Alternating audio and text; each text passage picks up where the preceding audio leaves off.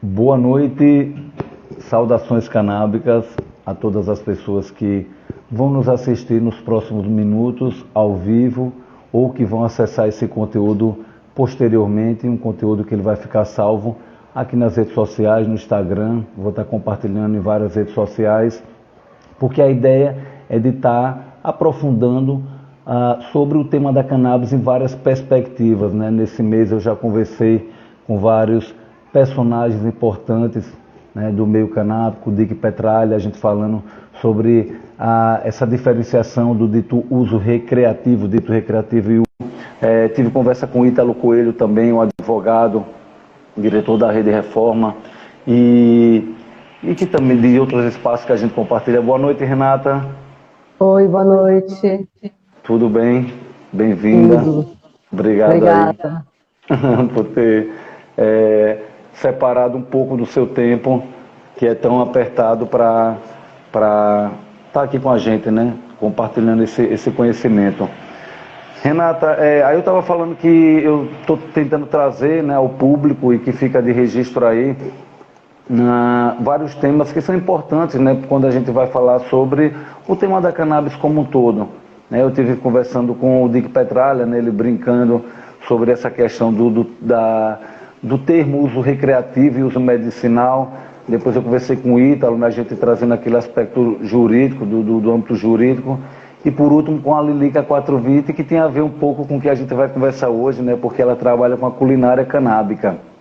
E a manteiga de cannabis é uma das formas de extração, mas hoje eu tô tendo esse prazer de ter você aqui com a gente para falar sobre algo que é extremamente importante, né? Lembrando de que isso daqui não se trata de uma apologia, né? Aqui incentivar de que alguma pessoa venha fazer extração de qualquer coisa que seja. Isso aqui, na verdade, faz parte de compartilhar conhecimento, que inclusive é algo que é exigido perante a justiça quando se pede um direito ao cultivo, que é demonstrar que tem uma habilidade em estar produzindo seu próprio remédio, uma vez que seja um paciente, já que a gente está falando do ponto de vista jurídico do uso terapêutico, aquela pessoa que tem o direito não só a ser um paciente, passar por uma avaliação médica necessariamente e preferencialmente interdisciplinar, mas que também tem autonomia na produção do seu próprio remédio. Né? E que esses profissionais que o cercam e que muitos deles estão organizados nas associações canábicas, da qual eu tenho o grande prazer também de compartilhar esse espaço junto com a Renata, não só na Associação Acolher, como também no Instituto Anandamida, que a Renata está lá presente. A gente tem também o professor Siddhartha Ribeiro como consultor científico e 4 médicos, né, comigo mais 5, que a gente trabalha lá numa perspectiva de promover pesquisa e educação e que posteriormente vai estar vinculada à clínica Anandamida também, que trabalha na perspectiva de avaliação de pacientes que buscam para saber se tem indicação para fazer uso da cannabis na sua forma terapêutica e que dessa forma, uma das coisas que a gente orienta durante a consulta é sobre a otimização do uso da cannabis. Inclusive aquelas pessoas que fazem o uso dito recreativo, né, que a gente prefere chamar de uso adulto, o uso hedônico, essas pessoas também devem otimizar o seu uso, para evitar efeitos colaterais, efeitos indesejados e aproveitar o melhor que o benefício da planta, os vários benefícios que a planta traz. Né? Então, para isso é que a gente fala que o tratamento otimizado é com acompanhamento e que possa saber o que está se utilizando. E é disso que a gente vai estar falando aqui hoje, sobre extração, várias formas de extração de cannabis. Né? Existem várias dúvidas que os pacientes sempre perguntam sobre o que é que rende mais, o que é mais seguro, qual é que é mais indicado para mim. Então, Renata, eu peço que você se apresente e, se quiser, pode introduzir no tema para a gente fazer esse bate-papo aqui. Bem, boa noite. Primeiramente, obrigada aí pelo convite de estar aqui falando um pouquinho com vocês. Meu nome é Renata Monteiro, eu sou farmacêutica, estou ali na Colher junto com o Pedro, né, uma associação de pacientes, e também no Instituto Anandamida, como ele já falou. No Jurema também. E também no Instituto Jurema, onde a gente estuda daí um pouquinho dos psicodélicos, não só a cannabis. mas também os psicodélicos no contexto do uso terapêutico e no contexto do uso espiritual. A cannabis, eu tive o primeiro contato com ela como um fitoterápico, foi em 1998, na faculdade ainda, nas aulas de farmacobotânica, de farmacognosia, onde inclusive foi o de seu ex-presidente da Anvisa, meu professor de botânica e de gnosia. E foi ali que eu vi a primeira vez a cannabis como um fitoterápico, porque até então, como qualquer pessoa, via ela só como ali uma substância, onde inclusive eu fazia uso social também, mas nunca nem tinha parado muito para pensar nela como um fitoterápico, que poderia estar ajudando também em questões terapêuticas, e foi ali que, nessas aulas de botânica, que eu vi que ela também poderia ser utilizada como um fitoterápico e que inclusive já tinha estado presente na farmacopeia brasileira. Em 2001 eu comecei a estudar ela, né? Foi aí que eu comecei realmente a estudar. Em 98 eu só tive um primeiro introdução, né? Mas não me interessei muito pelo tema. Em 2001 eu comecei a estudar mesmo o tema, quando eu também passei a usar ela não só no contexto do uso terapêutico, mas também no contexto do uso ritualístico religioso. E foi ali, a partir desse momento, que realmente eu comecei a estudar a cannabis, né? Então, em 2012, desde então eu comecei daí a procurar em livros, procurar algumas literaturas, existia bem pouca literatura na época.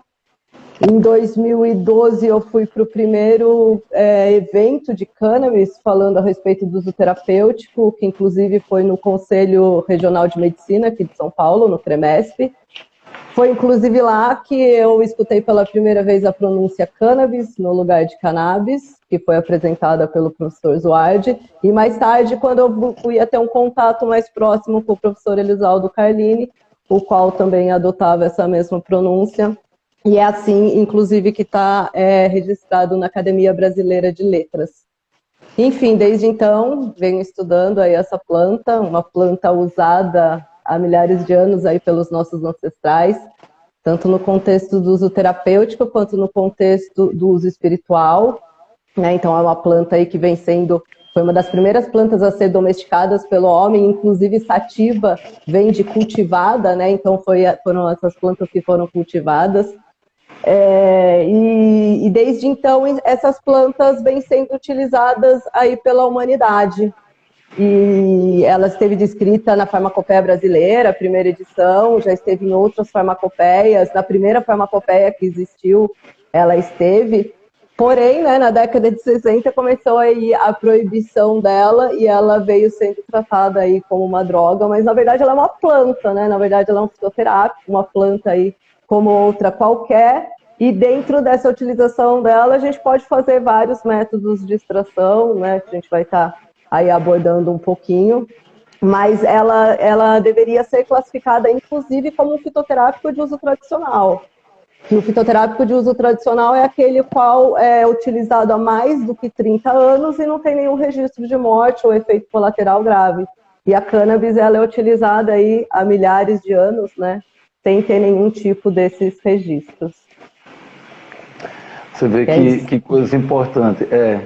Não, você já trouxe aí até aspectos históricos, né, que é importante também as pessoas compreenderem, porque eu costumo dizer que um dos grandes desafios na hora de se fazer o tratamento, entre ter o acesso, né, a um acompanhamento clínico, um acesso ao próprio produto, seja ele na forma de extrato, mas também às vezes o tabu, né? Tem pacientes que têm acesso a isso tudo e mesmo assim podem hesitar em usar justamente por causa de um tabu que foi criado ao longo da história por conta de um proibicionismo que a gente sabe no que é amparado, né? No racismo, nos grandes interesses da indústria farmacêutica, né? Da Big Pharma, e também no evangelismo puritano, né? E aí é importante a gente trazer esse contexto justamente para compreender que não houve uma explicação justa de que porque algo já vinha sendo promissor na ciência, se interrompa, né? Se sofre um hiato na ciência por conta dessa proibição.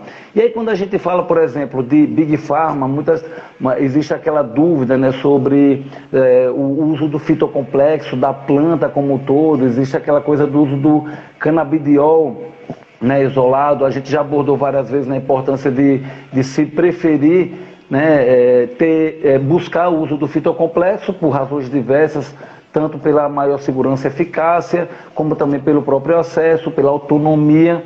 E aí surgem várias dúvidas justamente nessa questão da extração, né, porque nesse tratamento otimizado a gente precisa seguir uma padronização. Renata, me fala uma coisa, hoje a gente está em meio a uma discussão, né, do projeto de lei 399, e se esse projeto de lei, uma vez ele é aprovado, e as associações, né, de pacientes tendo direito a fazer o seu ciclo, né, desde o cultivo na forma adequada, na extração, seguindo os procedimentos operacionais padrões, como é que quais seriam as opções que as associações elas estariam lançando mão de tipos de produtos que a cannabis poderia estar auxiliando no tratamento desses pacientes que são associados ou associadas? Bem, as associações elas têm condições de estar produzindo qualquer tipo de forma farmacêutica, né, e estar fazendo as extrações. Então ela tem toda a condição de estar fazendo isso. Lógico que é preciso ter vários cuidados, né? Então assim, como a padronização, que a padronização na verdade ela começa então desde o cultivo. Então quando a gente vai fazer um remédio, a gente nem usa, né? Então a cannabis ela tem a fase de germinação, a fase vegetativa e a fase de reprodução. E quando a gente vai fazer um remédio, a gente já parte do princípio da fase vegetativa, que é para quê? Para a gente já ter uma planta sempre igual, para o lote final desse remédio que vai estar sendo produzido, ele ser sempre igual. Então isso é fundamental, porque quando a gente começa um cultivo a partir de sementes, essas sementes, por mais que elas sejam, né, digamos assim, filhas da mesma mãe, né, tipo da mesma planta madre, e elas têm características diferentes, porque algumas pegam característica mais da planta macho, outras da planta fêmea. Então, essas sementes elas podem ter diferenças, né, mesmo tendo a mesma genética. Então, é a diferença no fenótipo. Então, é necessário que seja iguais, né, tanto no genótipo quanto no fenótipo. Então, é importante ter toda essa padronização. A padronização também é importante o tempo de cultivo, que essa planta é cultivada, então dependendo do tempo que ela fica, então tem o tempo de maturação dos tricomas, e de acordo com o tempo de maturação dos tricomas, nós temos canabinoides diferentes. O tempo de cura, isso daí também vai interferir, então se você deixa um tempo maior de cura, você vai ter uma concentração maior de CBN do que THC, né, porque devido ao efeito comitiva, então ele degrada os canabinoides, né, com o passar do tempo. Então tudo isso vai interferir no produto final. Então, a associação, ela necessita, e não só a associação, como o paciente também, né? O paciente também tem plena condição de estar fazendo em casa sua própria produção, mas quando a gente fala de um cultivo associativo, a gente precisa ter uma padronização ainda maior, porque a gente está falando de tratamentos de várias outras pessoas, né? Então, é importante ter, que é o que a gente chama de procedimento operacional padrão, que é sempre o mesmo procedimento em todas as etapas, para que a gente possa ter o resultado igual, né, assim, a cada lote. Parecido, né, porque como é uma planta, ela tem algumas variações, a gente tenta, tipo, diminuir o mínimo possível essas variações. E fora esse procedimento operacional padrão, é fundamental as boas práticas, né, que são as normas lá fora conhecidas como GMP, então aqui que são as boas práticas de fabricação conhecidas aqui no Brasil. Então, que é o cuidado todo de higiene, o cuidado do laboratório onde vai ser feito. Dentro do projeto do PL 399, o projeto ele visa mais ou menos a estrutura da farmácia viva, que a farmácia viva é um projeto onde começou com o professor Matos, né, e hoje em dia ele faz parte do SUS, aonde se utiliza esses fitoterápicos de uso tradicional, então eles são feitos nessas comunidades e passados para os moradores ali da região, né, pelo SUS. E ali tem algumas normas de produção, essas normas são normas bem básicas de boas práticas, né, para estar sendo produzido.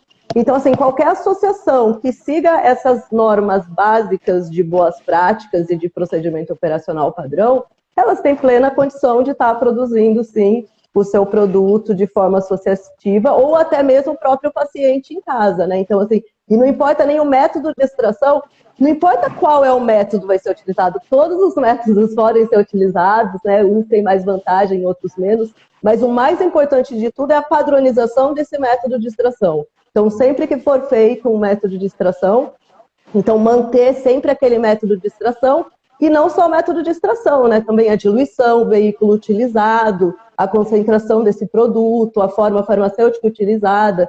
Então, tudo isso faz parte ali de uma padronização, mas todas as associações têm plenas condições de estar fazendo isso aqui no Brasil. Aí você já tocou num ponto central, né? Que é que é um debate que é o que fomenta, né? E o que é o divisor de águas no âmbito político, que é essa questão da autonomia, né? Da capacidade de autonomia de um indivíduo ou de um indivíduo, né? Ou seja, de uma pessoa ou de um coletivo, de estar produzindo o próprio remédio, trazendo o termo, não por acaso remédio, porque realmente se trata de um remédio, né? Porque isso é outro debate que a gente tem que esclarecer, que às vezes parece ser igual para quem não está atento, mas remédio, ele tem uma característica, medicamento, fitoterápico. Fala um pouco sobre essas diferenças aí, Renata, por favor. Tá, vamos lá. Então, a gente tem o produto fitofármaco, né? Hoje em dia, o que a gente tem no mercado? Hoje em dia é regulamentado através da RDC 327 de 2019. Então, na verdade, foi classificado, eles criaram uma nova classificação que nem existe, tipo, para outros produtos farmacêuticos ou fitoterápicos, que é o produto de cannabis sativa. Então, eles criaram uma nova modalidade diferente, então, para tratar a cannabis, né? Um produto de cannabis sativa, então, ele engloba vários tipos de formas, né, que podem ser. Então, nós temos o fitofármaco. O fitofármaco, o que ele é? É quando a gente tem a planta toda, né? Então, peraí, vamos começar com a planta toda. A gente tem a planta toda, que é a full spectrum. A full spectrum, então, ela tem todos os compostos. E a cannabis não é só CBD, não é só THC. São cerca de 1.500 compostos, cerca de 179 canabinoides diferentes, fora terpenos, flavonoides e várias outras substâncias. E essas substâncias, inclusive, elas interagem entre si, potencializando a ação e modulando a ação, principalmente dos canabinoides no organismo. Então, principalmente os terpenos, eles ajudam a modular a ação, né? Ajudam a absorver mais canabinoides, então eles têm uma função assim, muito importante nesse sistema, nesse efeito comitiva.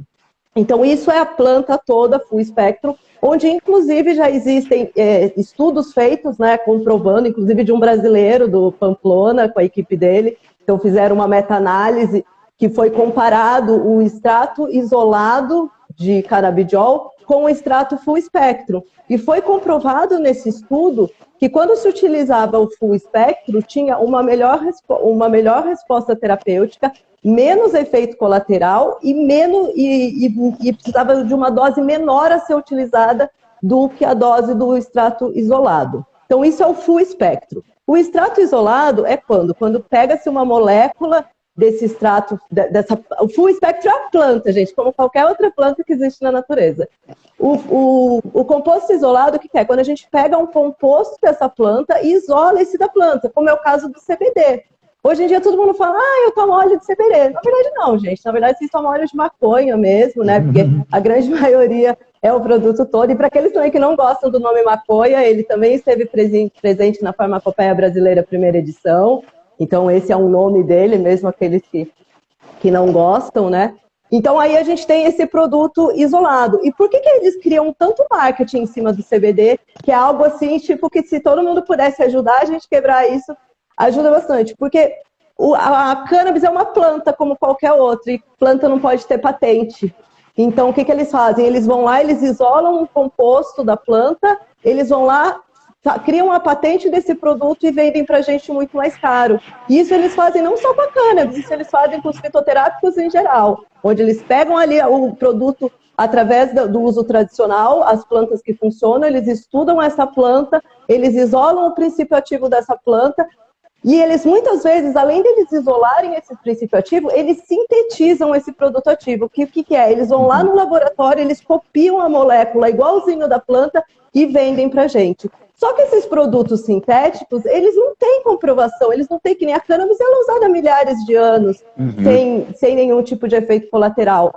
Esses compostos, eles são novos, e a gente já vê hoje em dia vários efeitos colaterais tendo dessas maconhas sintéticas. Então, acaba, às vezes, sendo até um risco, até porque ele não tem os outros compostos que muitas vezes dentro desse efeito comitiva, eles minimizam algum efeito colateral que possa vir a ter. Por exemplo, quando a gente precisa de altas doses de THC e a gente utiliza um CBD ou um CBG junto, a gente consegue minimizar esse efeito colateral do THC, fazendo com que o paciente consiga usar doses mais altas sem ter o efeito colateral. O efeito colateral que eu digo seria o efeito psicoativo, né? Que na forma terapêutica não é o que a gente está buscando. Então, tem que tomar cuidado com esses produtos sintéticos. Dentre esses fitofármacos, então voltando lá para os fitofármacos, o que eles são? São quando a gente pega a molécula da planta e a gente, usa essa molécula, que nem eu extraio o CBD e eu coloco ele numa solução, num veículo oleoso. Ali eu tenho um fitofármaco. Dentro disso, eu posso fazer, vários tipos de fitofármaco. Então, hoje em dia, se fala do broad spectrum. O que é? Quando eu pego, os canabinoides, só que daí eles tiram o THC. Eles não usam o THC, então eles usam todos os outros canabinoides e terpenos, mas eles tiram o THC. Aí tem o isolado, né, que é só ou só CBD ou só THC. Ou a gente tem que nem, por exemplo, hoje, que é, por exemplo, um produto de cannabis que é um fitofármaco, é o canabidiol da pratidona duse. Então ele é um fitofármaco, foi um composto ali isolado, né? E aí tem também, hoje em dia eles fazem também um que chama terpessolate, que eles fazem o quê? Eles pegam só o CBD e eles colocam os terpenos junto, porque como eles sabem que é importante o terpeno, então eles já estão, em vez de fazer só o CBD isolado, eles estão colocando terpenos ali junto para poder modular a ação dos canabinoides. Então isso são os fitofármacos. Aí nós temos um medicamento específico, por exemplo, o Mevatil, né, que é vendido nas farmácias do Brasil no preço de cerca de R$ 2.500. Que esse medicamento específico, ele também é um fitofármaco, que ele tem, eles isolam o CBD, isolam o THC e eles pegam em uma formulação e eles juntam os dois compostos.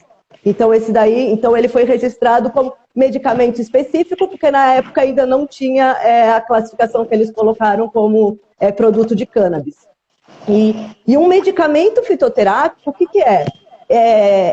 Então, a gente tem o medicamento fitoterápico, que é aquele que passou por todos os testes para ter comprovado a sua eficácia.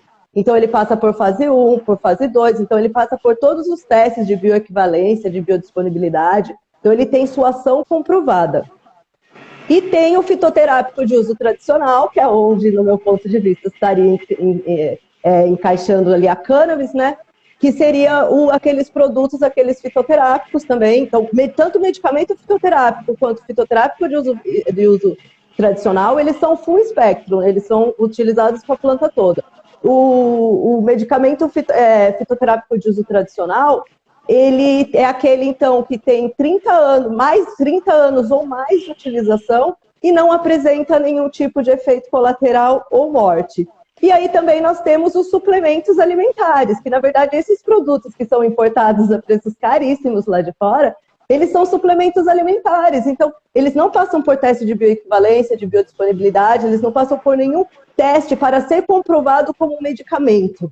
Então, quando é para ser chamado de medicamento, ele tem que passar por todos esses testes, né? E o remédio não, o remédio pode ser até uma benzida, pode ser um copo de água, qualquer coisa pode ser assim. O remédio não precisa, na verdade, ter todas essas exigências de teste comprovando a sua utilização.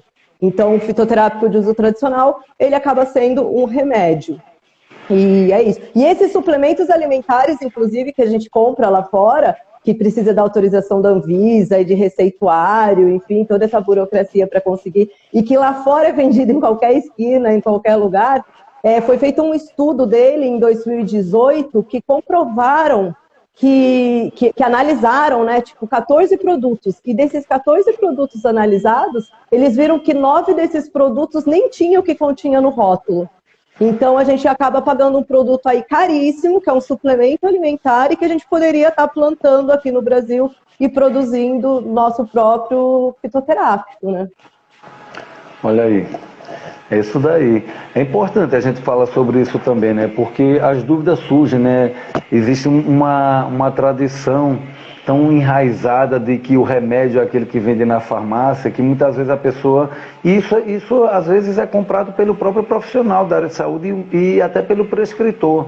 De dizer, bom, ali a gente sabe exatamente, é mais seguro, né? Com aquele pensamento cartesiano, sem entender que, na verdade, a cannabis, ela, entre outras vantagens, ela resgata aquilo que a medicina nunca deveria ter perdido, que é essa individualidade, né?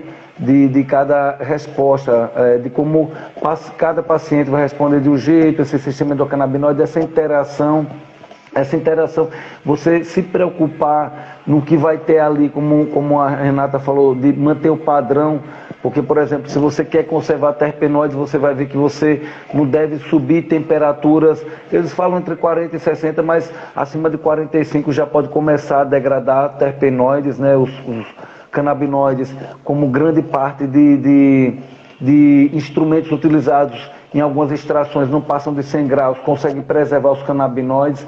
Mas é isso, é a gente entender que existe essa potencialidade de a gente unir o conhecimento ancestral, que não deve ser negado, deve ser absorvido, né, e deve ser observado justamente para isso, para entender que não tem dose letal, que é uma substância segura, porque isso também é alvo de discussão, como a gente já discutiu lá na Câmara uma vez, e uma parlamentar perguntou se não podia acontecer o mesmo que aconteceu com a talidomida em 1960, como se fosse uma coisa lançada no mercado ontem.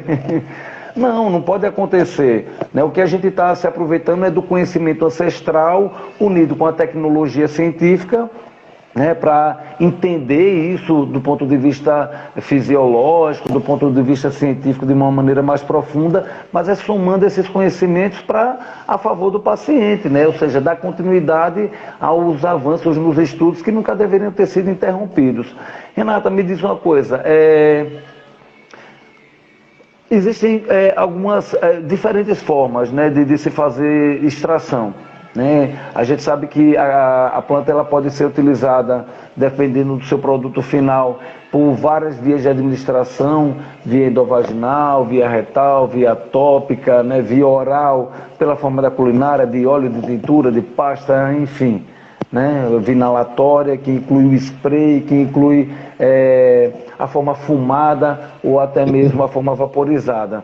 Então, eu queria que você comentasse a respeito, por exemplo, de alguns produtos, assim, de algumas formas de extração, enquanto vantagens e desvantagens, no sentido, por exemplo, uma tintura alcoólica, né, o paciente que tem um determinado diagnóstico, ou até quem queira fazer uso por via oral, né, e pense em fazer um extrato de tintura alcoólica ou uma forma de pasta, usar a graxa, que é o produto final da resina, né, de uma forma pura, diluída. O que você tem a comentar a respeito disso?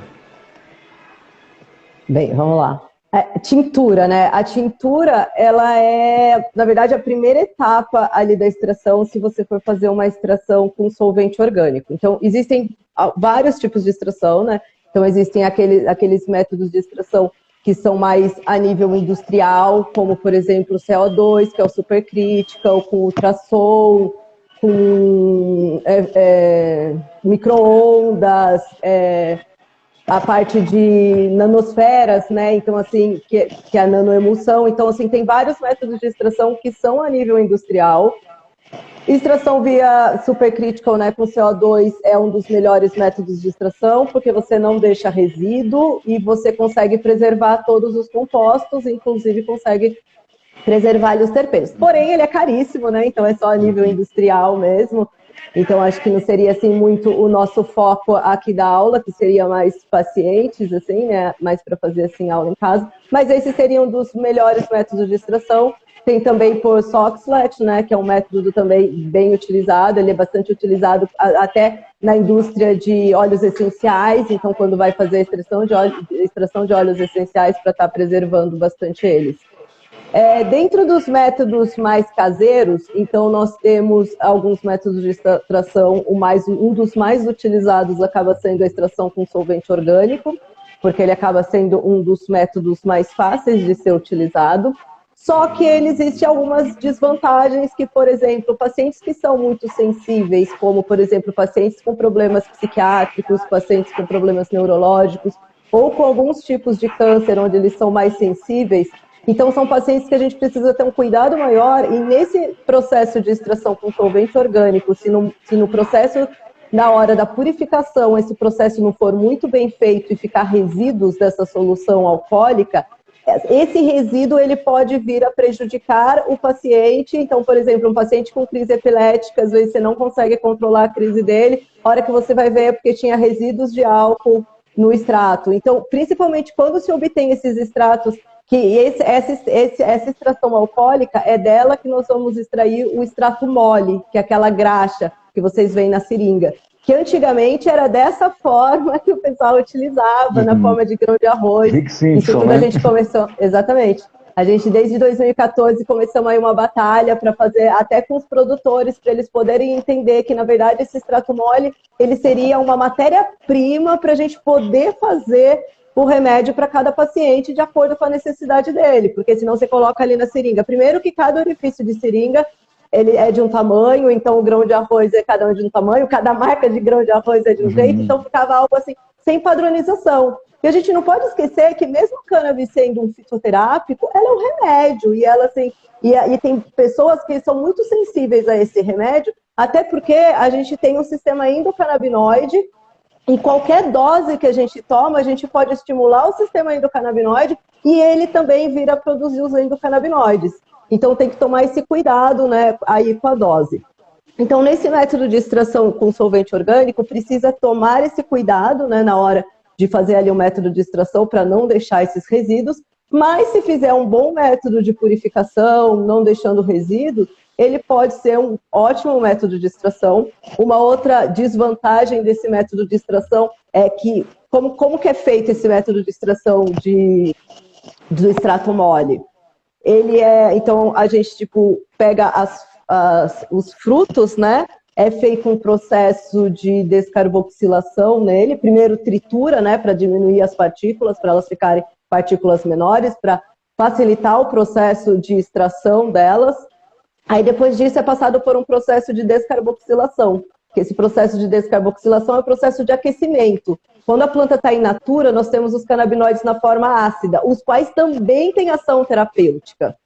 E quando ele passa por esse processo de descarboxilação, ele passa da forma ácida para a forma neutra. Então é aí que a gente vai encontrar o delta-9-THC, o CBD.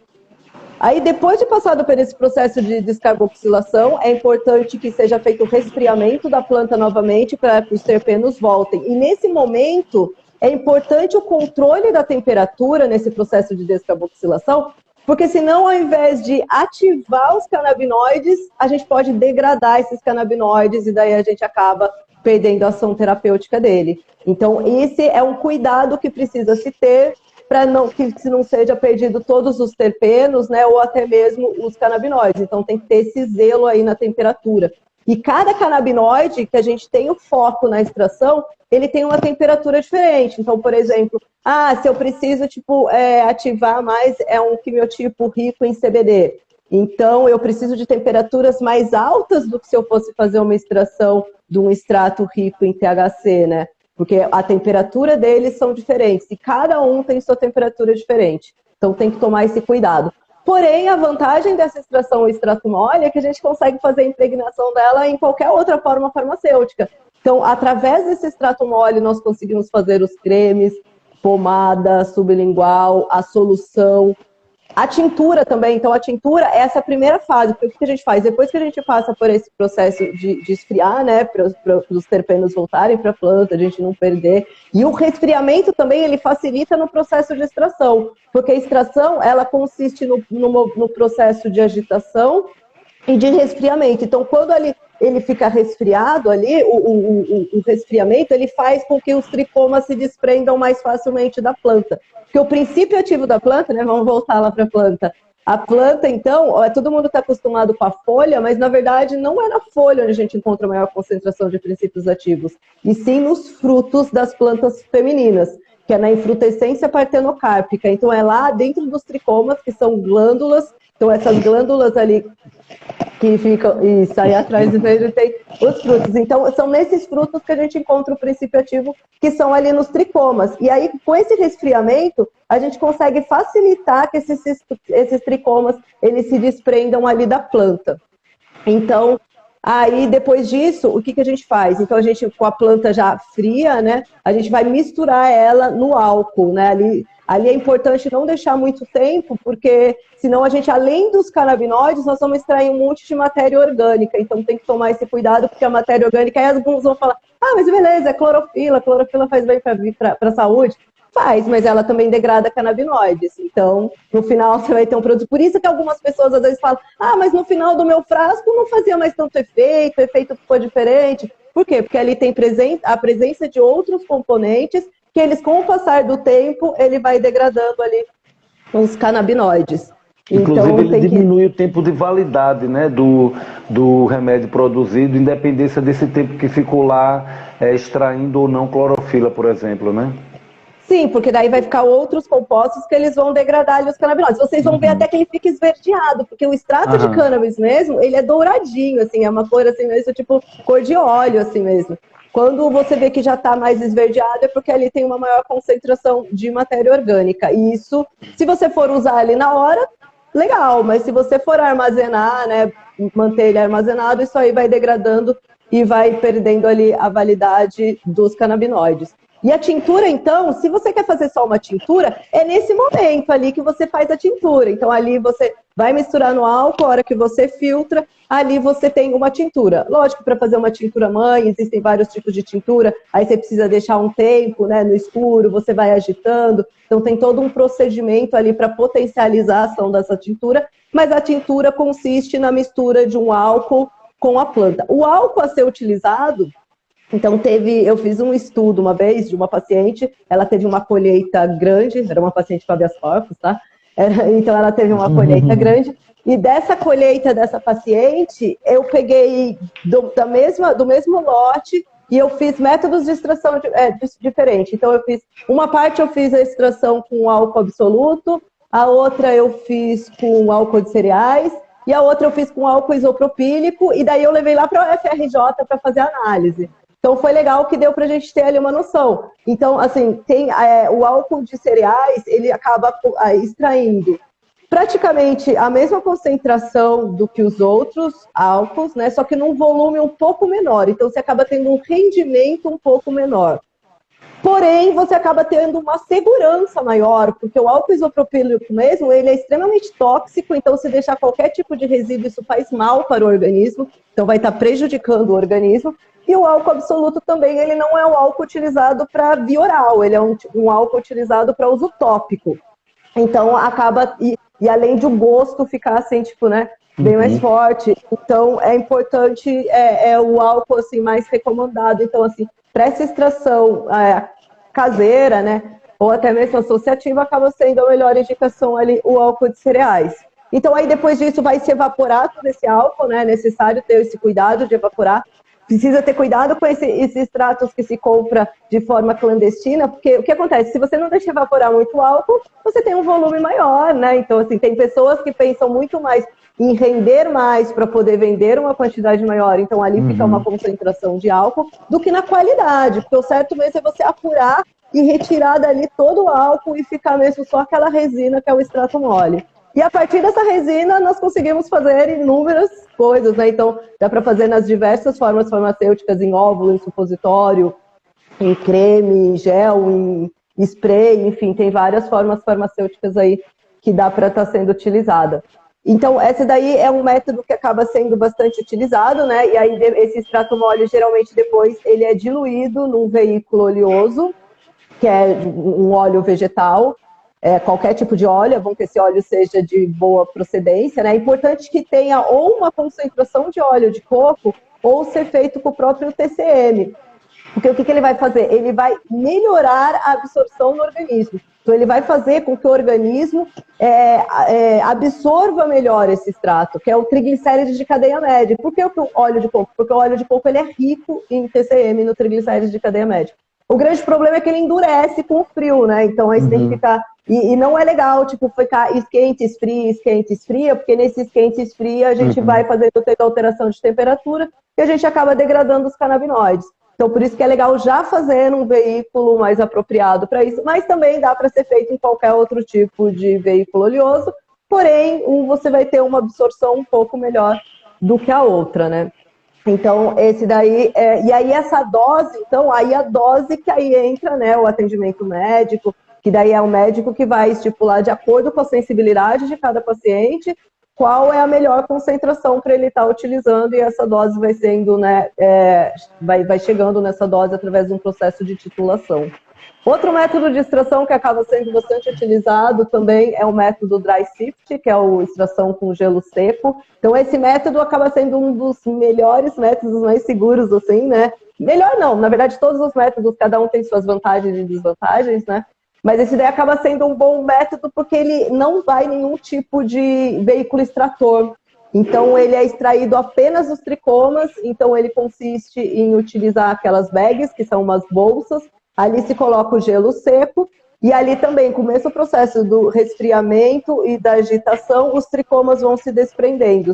Aí cai ali só os tricomas e depois desses tricomas eles são diluídos, não é diluídos, né? Porque ele, na verdade, ele não dilui.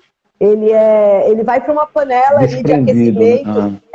Ele é desprendido, né? Então, ali aquelas vesículas do tricoma, ela se abre e desprende o princípio ativo que está dentro dela. E aí depois a gente filtra, né, para tirar aqueles resíduos. E esse daí é um outro método de extração. Esse é um método de extração, então, que ele não tem risco de deixar nenhum tipo de resíduo. Então, para pacientes que têm problemas neurológicos, psiquiátricos, ou alguns tipos de câncer, então é um método que acaba sendo, assim, bem legal para estar sendo utilizado. Existe um método também que é parecido, que é o do bubble hash, que é o método que se faz haxixe, que daí utiliza todas essas bags, né, que são essas bolsas. E aí elas têm espessuras diferentes da malha, que isso vai de acordo com a espessura do tricoma que se quer tirar. E cada tricoma, então, tem o bulboso, captate sessile, captate stalked, e cada um ali tem ele tem uma estrutura diferente, né? Então, eles têm tamanhos diferentes, né? Para ter uma ideia, assim, tipo, eles são bem menores do que um fio de cabelo. Então, são substâncias, assim, bem pequenas, assim mesmo. E a diferença, e aí essa extração do bubble hash é feita com gelo mesmo e com água gelada, que também consiste em bater ali e depois filtra. E essas bolsas, elas vão separando, digamos que, tipos de haxiches diferentes, né? Então, assim, uns mais potentes do que o outro, porque você vai fazendo essa seleção dos tricomas, né? Então, ali é feito, então, esse tipo de extração. A desvantagem, esse método de extração também não vai nenhum tipo de veículo extrator, né? Então, nesse sentido, ela acaba sendo segura, mas a desvantagem dela para estar sendo utilizada na produção de um remédio é que ela é feita com gelo de água, assim mesmo, né? Então, se não fizer um processo de secagem também muito bem feito, com o passar do tempo, essa substância também ela pode vir a dar mofo, né, bactérias, fungos, e acaba prejudicando a saúde do paciente. Então, precisa ter esse cuidado também ali na hora de fazer esse processo de secagem. Tem também o método Rosin, né? O método Rosin também é um método bem interessante, porque ele também não vai nenhum tipo de solvente orgânico. Então, ele consiste em aquecimento e pressão. Então, é como se fosse... Tem gente até que faz com a chapinha de cabelo mesmo. É como se fosse aquilo lá, só que, na verdade, o aparelho... Né? Só que, na verdade, ele tem um papel certo para ser colocado, né? Que não é o papel manteiga. E esse aparelho caso, também... a chapinha, né? Ah, sim, a chapinha, sim. Aí, a pressão também, essa pressão, ela é controlada a pressão e controlada a temperatura, que isso que é muito importante, esse controle da temperatura. Coisa que uma chapinha não faz, né? A chapinha vai lá, tipo, 180 graus, lá, sei lá quantos graus, tipo, derrete ali todos os terpenos, né? Vários canabinoides mesmo. Mas é um método, assim, que dá para ser utilizado, que é um método que acaba, assim, né, tendo uma boa resposta também, né? Porque ele também, se fizer o processo certinho. Eu costumo dizer que o rosin, ele vem a ser praticamente o padrão ouro, se a gente for falar, por exemplo, de um tratamento de doença de via respiratória. Né? Porque ali você, além de estar fazendo uso por via inalatória, que a biodisponibilidade, né, que é a quantidade do composto que chega no seu alvo, ela é maior, né, por conta do mecanismo de ação, né, da farmacodinâmica, como também ele já age direto, né?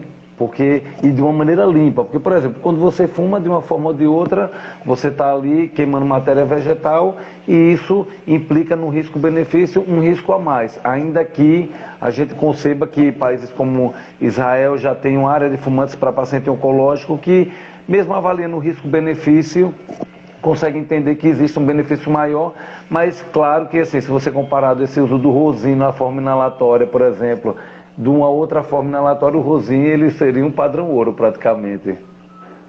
Sim, rosin acaba sendo bom por conta disso, né? E aí, o Pedro falando aí dessa parte do inalado e via oral, isso daí também tem bastante interferência, né? Então, também, outra forma também é ela própria in natura. E, inclusive, nos Estados Unidos, o próprio plano de saúde já tem fornecido o aparelho para vaporizar. Então, lógico que não é recomendado na forma de cigarro, mas na forma de vaporizador. E hoje já existe até os inaladores, que esses inaladores você já controla ali qual é a temperatura que vai sair, a quantidade que vai sair, e você consegue, tipo, usar quimiotipos diferentes naquele inalador. Então, você precisa de... Quimiotipo é a variedade, né? Então, assim, existem...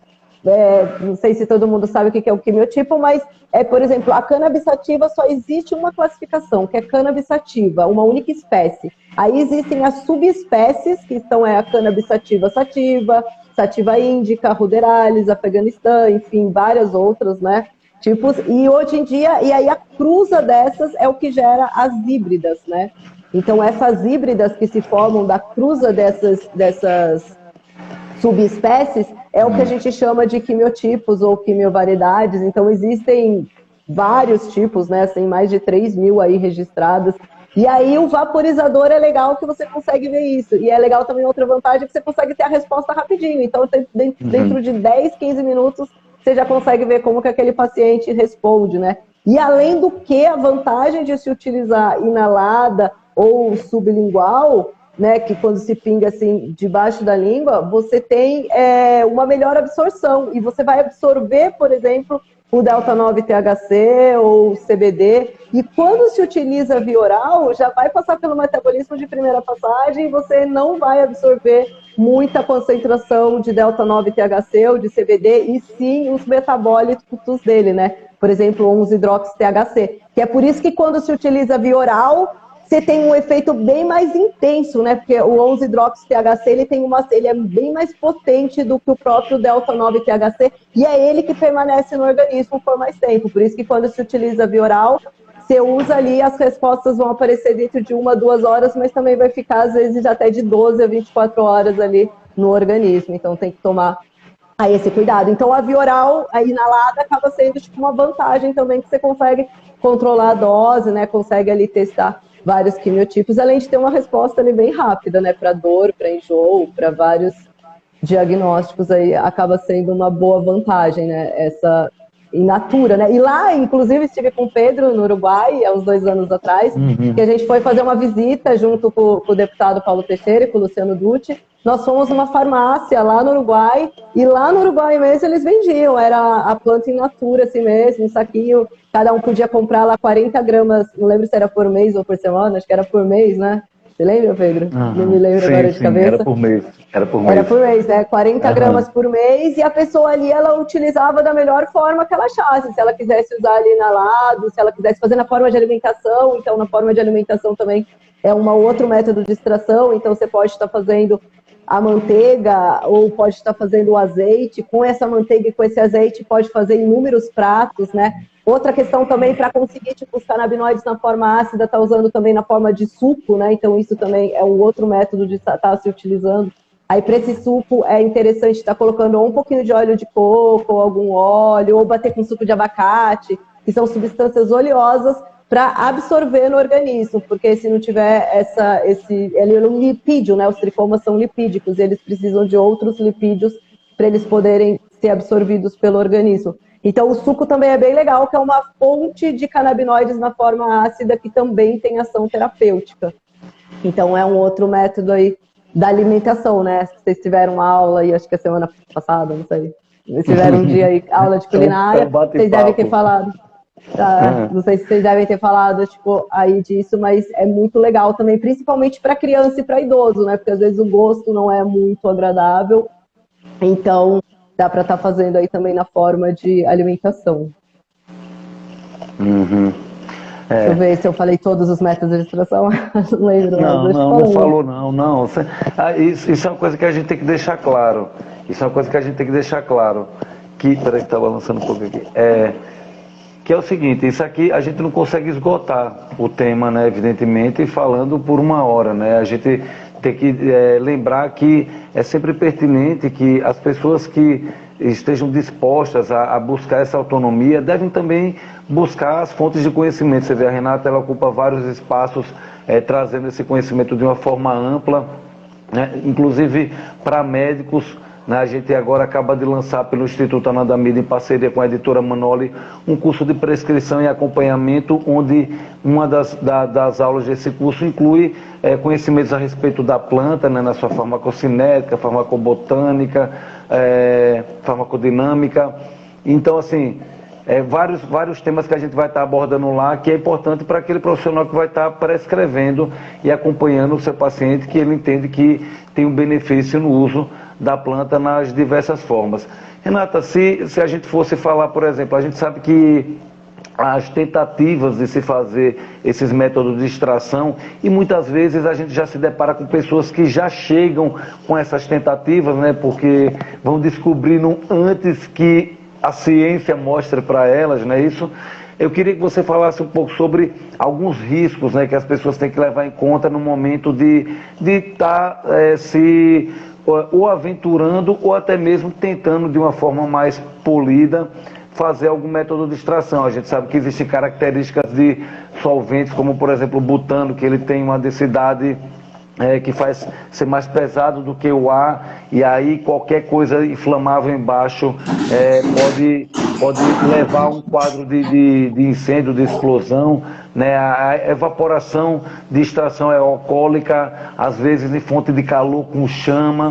Então, eu queria que você falasse um pouco sobre esses riscos que, de antemão, as pessoas já têm que levar em conta no momento de se pensar em fazer qualquer método de extração.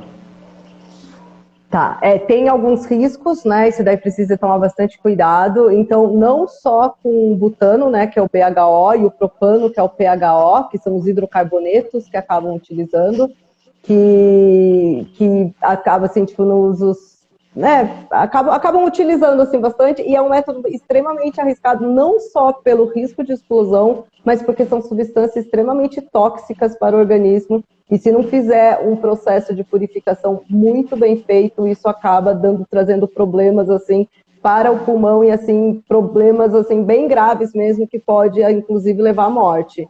Então é algo assim bem arriscado estar utilizando, e assim poucas pessoas que eu vejo conseguem fazer um método de purificação bem feito, né? Então, assim, tem que tomar esse cuidado. Além da explosão, então, ele cristaliza o pulmão. Então, assim, são riscos, assim, para a saúde de quem está utilizando. Então, é um método, assim, que eu não recomendo. O pessoal que usa Dub, né? Então, é o método que eles costumam utilizar ali. E até esse pessoal que utiliza, eu já fui uma vez numa Cannabis Cup, que estava tendo campeonato ali, e ali mesmo, inclusive o campeão é meu compadre, né? O campeão do Cannabis Cup de extração com BHO, né? Do Dub. E assim, tipo, realmente até mesmo ali o pessoal que estava concorrendo, você via assim, tipo, que o pessoal deixava resíduo, que o pessoal ainda não estava conseguindo tirar. Então, assim, bem poucos mesmo assim conseguem chegar nesse grau de pureza que não leva risco para a saúde. Então, é um método assim que eu não recomendo. E o método de extração alcoólica também é um método que também exige bastante cuidado, porque pode explodir. Inclusive, eu fazendo uma extração com uma paciente também com habeas corpus, teve uma explosão na casa dela, sorte que estava todo mundo assim paramentado, e foi assim algo bem rápido, porque ali na hora que está sendo evaporado aquele álcool, qualquer aquecimento que tenha, ele pode vir a causar uma explosão. Então, o que tinha acontecido? A gente estava fazendo um processo em outra planta de descarboxilação, então o fogão estava quente, o ambiente era fechado. A gente estava do lado da janela, foi o tempo da gente assim, ó, ligou a panela, começou a esquentar, a gente estava instalando o ventilador, explodiu a panela. Então, assim, sorte que estava todo mundo paramentado, né? Então, assim, não teve muitos riscos, mas é algo que, assim, pode acontecer principalmente isso porque a gente estava fazendo na panela de arroz, né? Que é mais segura. E se quem faz em banho-maria, então, que coloca ali, né, tipo, para ir solubilizando em banho-maria, tem que tomar mais cuidado ainda, porque se respingar alguma coisa ali naquele óleo, então pode explodir. Então, por isso que sempre quando for fazer, tem que fazer próximo da janela, com o ventilador ligado, de preferência já deixar o ventilador ligado, né? Para não acontecer isso que nem aconteceu com a gente, que enquanto estava ligando o ventilador, tipo, já explodiu, foi muito rápido. Então, assim, já tirar, né, álcool, tirar tudo de perto que possa vir a explodir, né, no caso de um acidente. Então, coloca ali na janela, liga o ventilador para o álcool que está sendo evaporado sair todo pela janela, né? Não acender nenhum tipo de cigarro, nem fogão, nem nada ali enquanto está sendo feito, né? Então tem que ter esses cuidados aí por conta da explosão. Outra coisa também, outro risco, aí não seria bem no método de extração, mas seria na utilização, por exemplo, os vaporizadores. Então tem que tomar cuidado, porque alguns veículos que utilizam ali nos vaporizadores para solubilizar o extrato mole, eles podem ser tóxicos para o organismo, né? E podem também causar sérios danos para o pulmão, como aconteceu, inclusive, né, em alguns vaporizadores que estavam sendo utilizados, sendo colocado vitamina E. Então tem que tomar esse cuidado, porque na verdade a culpa acabou de primeiro acabou sendo por conta da maconha, né? Mas depois eles foram ver que na verdade a culpa não é. Exatamente. Então isso daí tem que tomar cuidado, porque senão ela pode causar a pneumonia lipoide. E essa pneumonia, então, ela acaba, né, pode levar, inclusive, à morte. Então, ela é, assim, bem perigosa. E isso pode ser não só também a vitamina E, né? Então, assim, como não existe uma regulamentação, o grande problema é a falta de regulamentação, as pessoas acabam fazendo de qualquer jeito e, às vezes, sem nem muitos estudos, né? Então, tem que tomar esse cuidado até por outros compostos também. Existe um outro veículo que eles costumam utilizar também, que vai propileno glicol. Propileno glicol, ele é cancerígeno. Aqui na farmácia, tem uma farmácia de manipulação. Na farmácia, a gente jamais utiliza o uso interno propileno glicol. E mesmo para uso tópico, tem vários médicos que ainda colocam na prescrição para não utilizar o propileno glicol. Ele é um dos solventes mais potentes dentro da farmácia de manipulação. Então, qualquer princípio ativo químico que eu quero solubilizar, ele é um dos ativos que a gente utiliza. Então, para ver a potência dele, né, para a gente estar inalando ali, então tem que tomar esse cuidado aí também com esses vaporizadores, né, com esses veículos utilizados. E eu acho que de risco mesmo dos métodos de extração são esses, né, tem que ter esses cuidados mais para não deixar resíduo, né, higiene, enfim, tudo isso é algo assim de extrema importância que precisa ter, mas de risco mesmo seria esses utilizados, né, BHO, PHO e o risco mesmo de explosão na extração alcoólica. Os outros métodos de extração, dry sipping, bubble hash, rosin, são métodos assim bem tranquilos que não tem nenhum risco assim de causar danos na hora da produção. É isso, né? Quando a gente fala de procedimento operacional padrão, você vê que existem várias etapas, né? Existem várias formas de se fazer extração, formas mecânicas, formas químicas, né? Diferentes vias de administração. E eu acho que o importante é isso, o importante é as pessoas entenderem que existe essa possibilidade de se empoderar desse conhecimento, de que esse realmente é o caminho, tanto o caminho para você ter acesso ao uso da planta como deve ser mesmo, que é o que eu concordo contigo, que é o uso tradicional, levando em conta que é um fitoterápico. E aí é interessante, né? Porque quando a gente fala sobre essa questão de fitoterápico, eu numa apresentação lá na Câmara, uma vez eu falei isso, comparar o uso da maconha com a jararaca, aí você está comparando um outro reino, uma outra espécie, um outro tudo, né? Ou seja, né, fazendo aquela comparação que os proibicionistas lá do parlamento fazem. Quando, na verdade, se você quer comparar, né, o uso da cannabis com alguma coisa, compare com outras plantas fitoterápicas. E aí você vai entender que o efeito comitiva não se aplica só a cannabis. Ninguém está falando só porque é da maconha. Não. É porque é própria da fitoterapia. Então, quando você vai ver a explicação, ela fica mais lógica, né? Por que você vai ter mais segurança e mais eficácia? Porque é óbvio que se você tem vários compostos que interagem com várias fechaduras, ou seja, vários receptores, você vai ter vários mecanismos de ação. E aí são um efeito sinérgico, né? Se você tem um composto só, por mais que ele tenha alguns sítios de ligação, mas não vai ter o alcance de todos eles.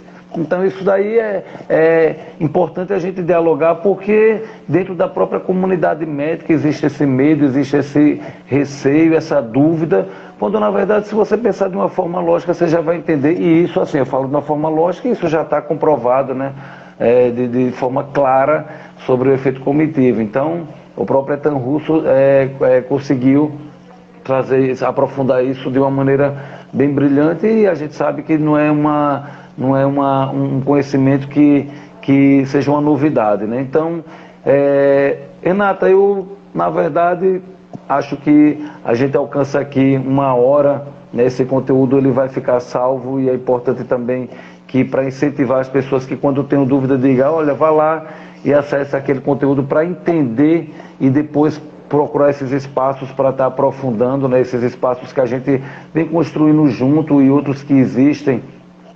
Eu aproveito até para deixar um abraço mesmo para o pessoal que vem construindo com muita garra, muita seriedade, o trabalho dentro da Acolher, né, na qual eu e a Renata nos incluímos, dentro de um grupo de pessoas importantes, na Nandamida, Dr. Fernando Cerqueira, Dr. Adriano Carneiro, Dr. Carlos Zimmer, né, o Dr. Victor Vilhena, o professor Siddhartha, que está como consultor científico, e eu e a Renata estamos lá na diretoria, que na verdade somos um conjunto que trabalhamos na perspectiva de fazer com que um número de pessoas cada vez maior tenham acesso a um tratamento com a cannabis de uma forma otimizada, que inclui justamente esse acompanhamento no qual a gente vem se especializando desde 2014, uma parte do grupo e outros se inserindo durante o trajeto, e justamente para garantir com que as pessoas tenham esse tratamento otimizado com esse acompanhamento e também com acesso ao produto da cannabis, né, da planta da maconha, nas formas